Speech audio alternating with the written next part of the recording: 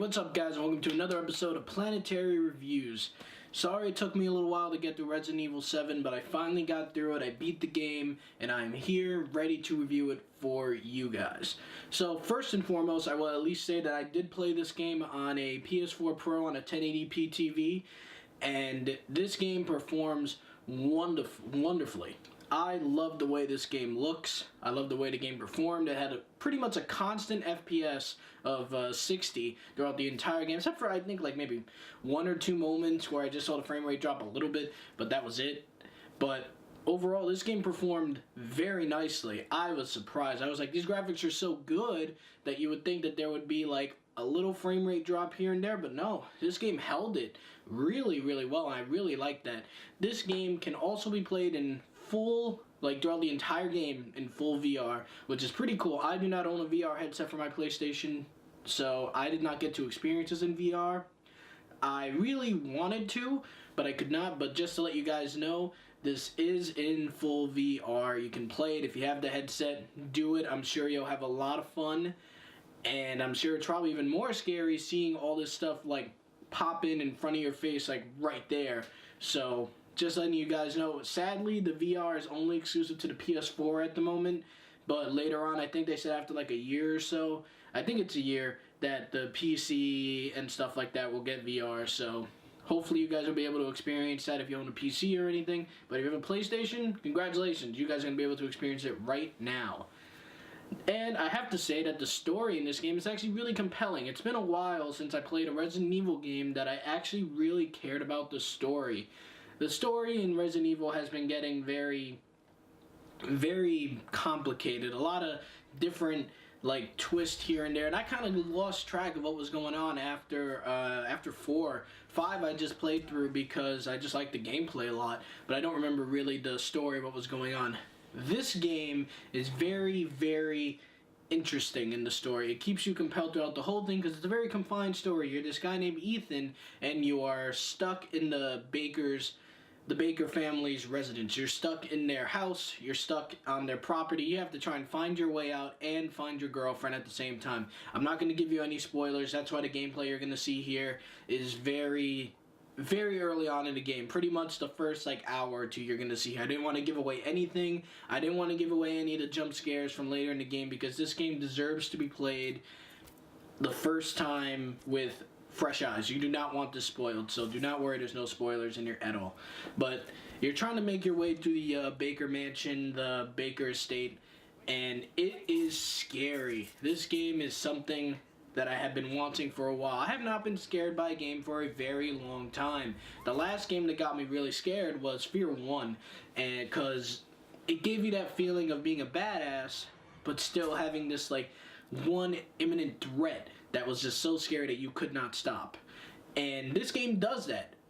It really does. You get like all these weapons, you have the ability to defend yourself, but you also still have this innate fear knowing that the Baker family cannot die, knowing that they are pretty much immortal, that they will regenerate from everything. So you have this giant fear because the game keeps throwing these enemies at you. You think you're safe, you're like, oh man, I made it through this fight.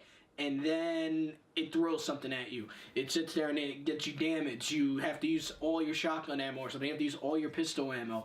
You are going to be on edge for the majority of this game. This game's gameplay is solid, the story is solid, and it's very compelling. The next thing I want to say is that there's a good crafting system, as in all Resident Evil games. Very easy crafting system to use. You find herbs, you combine them with these strong chems, normal chems, you have healing items and everything.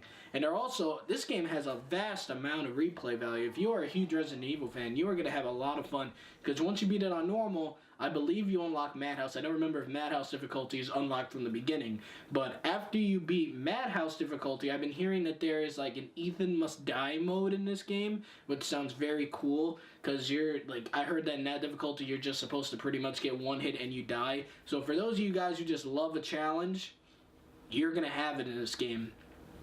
And the reason why there's also more replay value, not only because of the different difficulties, there are tons of unlockables. You get new guns, you get new items, new abilities to make the game fun, and then of course you get the famous infinite ammo if you beat the game on the hardest difficulty. So we have that. But there are some negatives to this game, sadly. And one of the first ones I noticed was that Ethan really didn't seem to show that much emotion during all this. I mean, you have so much crazy shit happening in front of you, and he just kind of sits there and he goes like, ooh, ah, ooh, ah. You don't really feel much emotion from this guy. And you're just kind of sitting there like, dude, you have all this crazy stuff happening in front of you. Your girlfriend is almost dead. You had to beat her. And you're just kind of going, oh, yeah, that sucks. Dude, where's your emotion? There was no emotion behind him. And I was like, why? Where is it? There's no feeling here. So that kind of disconnected me from the game. And then, I gotta say, I'm not gonna spoil it, but the last boss battle, after every boss battle in this game was so intense and so challenging, and there's so many ways you have to think about how to destroy this enemy, it was just kind of a shooting fest, the very last boss battle. It was just kind of like boom, boom, boom, and then it's over. It was not hard. I was expecting something super challenging where I was just like, oh god, we're gonna have to fight this? Jesus Christ. But it was just 1, 2, 3 and done. So, yeah. And then, one thing that really pissed me off that Capcom did with this game, I don't mind DLC. I do not mind paying for DLC. It's fine. I understand you gotta make money. You're a company. But, within a week of this game being out, at least I think it's been a week, not too long after the game's been out, there's already a $10 DLC, which is the nightmare mode that gives you like a horde mode, and then you get like this like escape from a bedroom type of puzzle type of thing. Why was this not in the game from the get-go if it was going to come out literally a week after this game came out? This should have been a mode that was in the game from the beginning as an unlockable mode. What you should have done is that once you beat it once, you unlock the nightmare room where you get to do like a kind of Nazi zombie-ish mode, and you have to take down all the modded and all the creatures that show up throughout the game. And then, maybe after you beat it on the next difficulty, you unlock the new puzzle mode where you have to get out of this bedroom. Why did they make it so that it's paid DLC already? It feels like they kind of had this done. It was already ready to come out, but they said, hey, let's just make an easy $10 off people. That kind of annoys me. They shouldn't have done that. That was really, really annoying. But overall, this game still was a great return to form for Capcom with their Resident Evil series, and it was scary, it was challenging, the graphics were amazing, and it performed wonderfully on the PS4 Pro, and overall, I gotta say, Resident Evil 7 gets a solid B+ from me. This game is great for you Resident Evil fans, and if you're a newcomer, I recommend come play this game because it's going to be fun. You're going to have a good time. Yeah, there's some issues with like the final boss and that $10 DLC only after a week, but this game is still something that I recommend everyone to pick up and just enjoy it, because if this game is financially successful, we'll get more like it, and Resident Evil will start to go back to when it was scary. They'll evolve from this, it'll become even better.